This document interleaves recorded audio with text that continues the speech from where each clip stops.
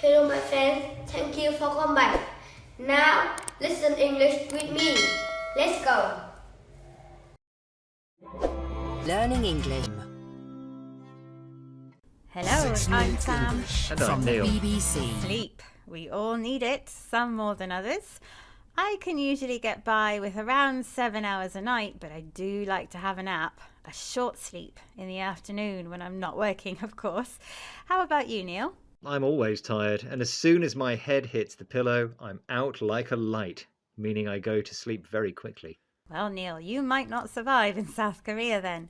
Apparently, it's one of the most stressed and tired nations on Earth. A place where people work and study longer hours and get less sleep than anywhere else. We'll find out more later and teach some sleep-related vocabulary. But before we do, you need to give me a question to keep me awake and alert. Of course I do. And here it is. In the 1960s, American man Randy Gardner set the world record for staying awake for the longest period. Do you know what that time was? Was it A, 64 hours, B, 164 hours, or C, 264 hours? All sound impossible, but I'll guess A, 64 hours. That's nearly 3 days. Oof, well, I'll give you the answer later in the programme, assuming you don't doze off. But let's talk more about sleep now. As I mentioned, we all need it to help our mind and body rest and relax. And going without sleep, or sleeplessness, is bad for our health. Many things can stop us sleeping, and some of them are pressure, anxiety, and stress caused by your job.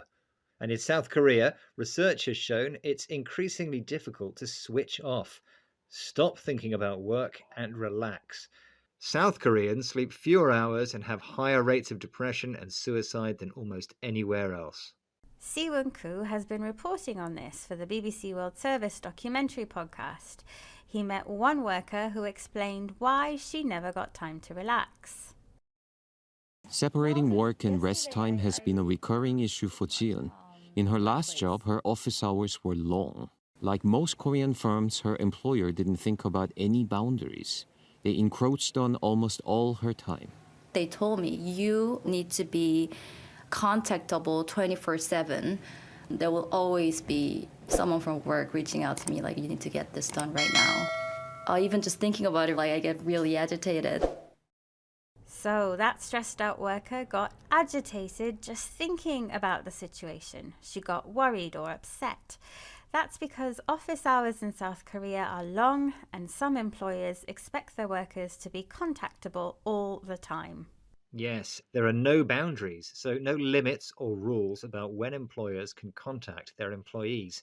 Therefore, as this employee said, work encroached. It gradually took over her leisure time.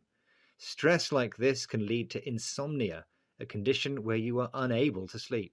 The BBC Discovery podcast goes on to explain that offering a cure for this sleeplessness has become big business. There are sleep clinics where doctors assess people overnight and sleep cafes that offer places to nap in the middle of the working day. One other issue in South Korea that's affecting sleep is the bali culture, meaning quickly, quickly, or hurry, hurry. People are constantly in a rush. Dr. Lee spoke to the World Service's Discovery podcast about the effects of this and how even trying to take medication to help sleep has its problems.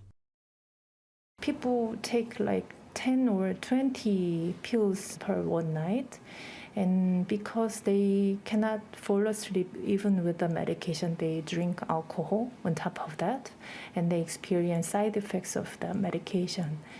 People can sleepwalk and go to the refrigerator, eat a lot of things unconsciously, uncooked food, and they don't remember next day.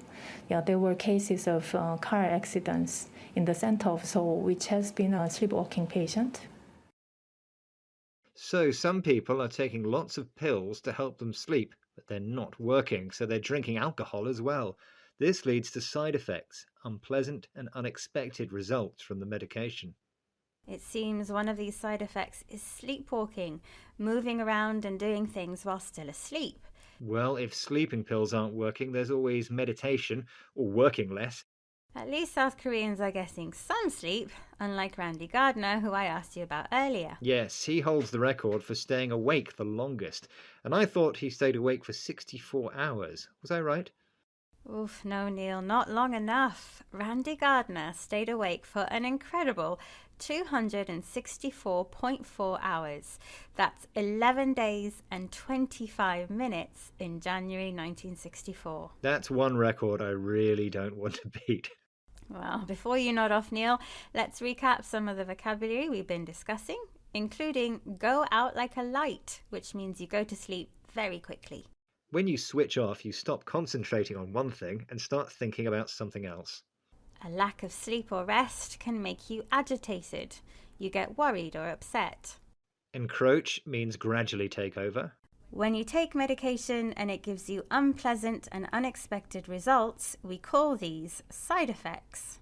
And sleepwalking describes moving around and doing things while still asleep. That's our 6 minutes up. Goodbye and sweet dreams. Goodbye. That's all. Thank you for listening. Please like and subscribe my channel. Goodbye and see you again.